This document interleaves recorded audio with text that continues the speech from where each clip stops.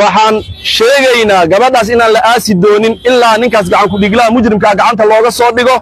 intaasoo maalmood aan codsanaynay baraha bulshadan ka sheegnay maya canuga iyada lama kala badbaadin waayo maba suuragelayninba qof la gubay oo weliba saacado guri lagu xiray oo dadka xataa laga gaarsiin waaye iyadoo bislaatay cunug uurka ku jiro muxuu badbaadayaa uur ku jir wuxuu ku gowracan yahay hooyadiisu ku gowracan yahay الله una xariiste waxa saakayto isbitaalka Digfeer ee magaalada Muqdisho ku geeriyooday Luul Cabdicasiis oo ahayd gabar uu dhawaan gurigeedu ku dhex gubay nin iyada qabay Luul ayaa la keenay isbitaalkan waxaana ay ku jirtay dhowr maalmood ehlada iyo waalidiinta gabadhan oo aan kula kulmay isbitaalka gudihiisa ayaa ii sheegay in Luul ay saakay geeriyootay laakiin aanay jirkeeda wax isbedel ah ka muuqanin dhowrkii maalmood ay isbitaalka ku jirtay waxay sheegeen in gabadhan xaaladeeda caafimaad maalinba maalinta ka dambeysay si xumaanaysay dabkana uu ku fiday qaybo kamid ah jirkeeda gaar ahaan gudaha taas oo ugu dambeyn sababtay in gabadhan ay geeriyooto ehelada iyo qaraabada gabadhan oo isugu yimid banaanka hore isbitaalka Digfeer ayaa dawladda Soomaaliya ka dalbaday in cadaalad la hor keeno qofka gabadhooda gubay oo sheegeen inuu ahaa ninkeeda waxay sheegeen in nasiib daro la kala badbaadin waayay gabadha iyo cunug caloosheeda ku jiray maadaama ay uur lahayd cunugiina uu geeriyooday saaka oo jimco ah ayay Luul ku geeriyootay gudaha isbitaalka Digfeer ee magaalada Muqdisho ehelkan waxay dalbadeen in cadaalad la hor keeno qofka ay gabadhooda dilay oo ay maanta ku dhawaaqeen magaciisa wallahi ilaahi waa ku weydiinaya ala madaxweynihii dalka ah dhibaatada waa kala culus tahay arinkan oo kale hadii ay dawladdaadu wax ka qaban weyso taariikhday u galaysaa waxa la dhihi doonaa madaxweynihii xilligaas joogay dhibkaas wadanka ka dhacay waxbana lagama qaban dawladda waxba kama qaban la dhihi doonaa maanta dawladdu waa gacan dheer tahay awood waxay u leedahay haday u istaagto inay soo qabato ninkaas mujrimka ah qof u damqanayna malahan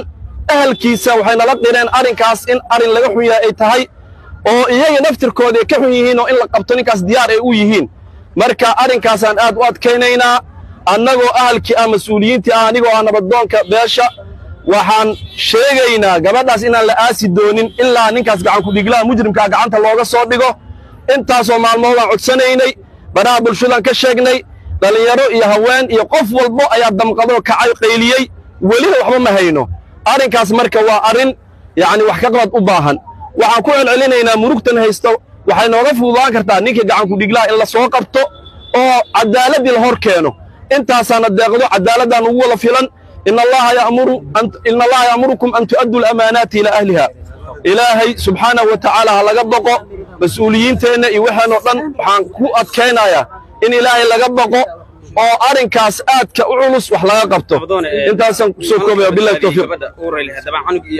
ما يا عنق يلا لما كلا بدبادين واي ما بسورة قلينين بقف لك قبي أو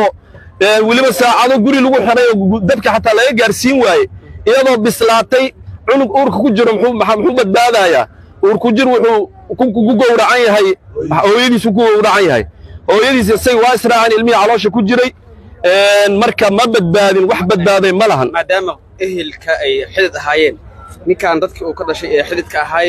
maxay idin leeyihiin haddii aad la hadasheen dadkii waa noo yimideen waana isla hadalnay waxay leeyihiin anaga arrintaas raalli kama ihin wiilkiina waa naga baxsado waa raadinaynaa waa ku daba joognaa aan wada raadinno intaas ayay leeyihiin dawladana dhinaca ka raadiso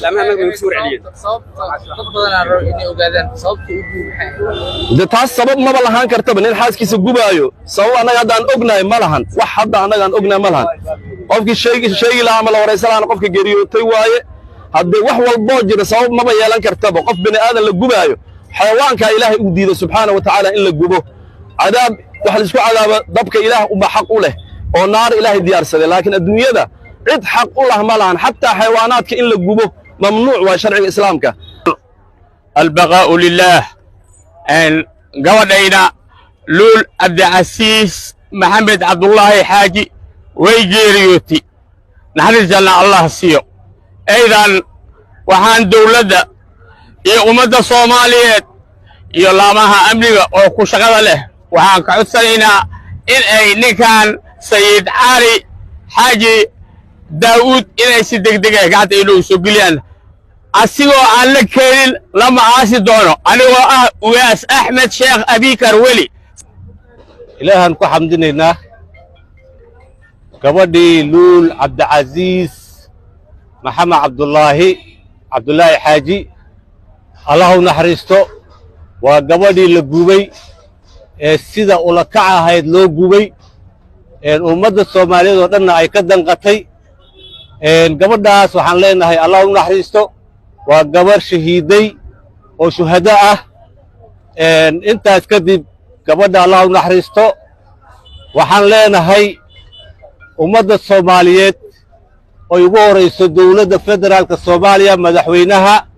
jamhuuriyadda federaalka xasan sheekh ra'iisul wasaare xamza maxkamadaha booliska hay-adaha nabad sugidda dhammaan waxaan leenahay gabadhan allah u naxariisto kadib waxaan idinka sugaynaa in aad gacanta ku soo dhigtaan dembiilihii galay dembigan ee gabadha sida ula kacaha ku gubay magaciisana la yidhaahdo Siid Cali Macalin Daawud waxaan dowladda ka rajaynaynaa in ay ninkaas sida ugu dhaqsiyaaba noo soo xiraan asigoo aan la xirinna gabadhan la duugi maayo hadduu ilaahay idmo insha allah saasaana leenahay dowladda waxaan ka sugaynaa sida ugu dhaqsiyaa badan inaad ninkaas noogu soo xiraan waayo gabadhan waa gabar aad u dhibban oo jirkeeda hadda bislaaday ilaahay ha u naxariisto luul cabdicasiis ilaahay ha u naxariisto ummadda soomaaliyeed dhammaanteed way og tahay meel kastoo joogto dal iyo dibad waxaan u sheegaynaa inay dhimatay luul awalba way bislayd inay dhimatay oo israacday oo naftii ka qariirflayd ay ka baxday baanu ummadda soomaaliyeed iyo adduunkaba u sheegaynaa dal iyo dibad allaha u naxariisto samir iyo iimaan jamiil allaha naga siiyo intaa ka bacdi dhammaan ummadda soomaaliyeed oo dowladdu ka mid tahay iyo laamaha amnigu ka mid yihiin waxaannu ka codsanaynaa sidii sharcigu ahaan jiray gacanku dhiiglahaas in naloo soo qabto oo la soo qabto oo sharciga la waafajiyo wuxuu ka qabo ayaannu ka codsanaynaa dhammaan ummadda soomaaliyeed iyo oo dowladdu ka mid tahay oo laamaha amnigu ka mid yihiin dhammaan waxaan ka codsanaynaa in la hor keeno sharciga dowladda iyo islaamka in la hor keeno gacanku dhiglahaas oo meel ayadaa dowladu gacan dheer ummadda soomaaliyeed waxa weeye meel walbay joogaan waxaannu ka codsanaynaa in gacanku dhiglahaas la soo qabto sharcigana la waafajiyo yaan ummadda soomaaliyeed hadday dowlad tahay hadday allaamo admin tahay hadday shacab tahay ayuhu nooc baan ka codsanaynaa waxaan leenahay ilaahay ha soo qabto gacanku dhiglahaas u taaganahay dhacdadii daraad ka dhacday magaalada muqdisho ee lagu gubay gabadha masaakiinta ilmaha haysatay ee la sheegayo in ninkeedu uu gubay anu ma dhihi kari kaas ninkeedu waay laakiin ma aqaan qadarullah waaye laakiin waxaa la rabaa haddii dhacday dhacdo in booliiska soomaaliyeed waxaa uga fadhinay oo uga barannay inay mar walba dhacdooyinka dhacaan ay si degdega uga hortagaan ama u soo qabtaan faldambiyeedka ninkii sameeyey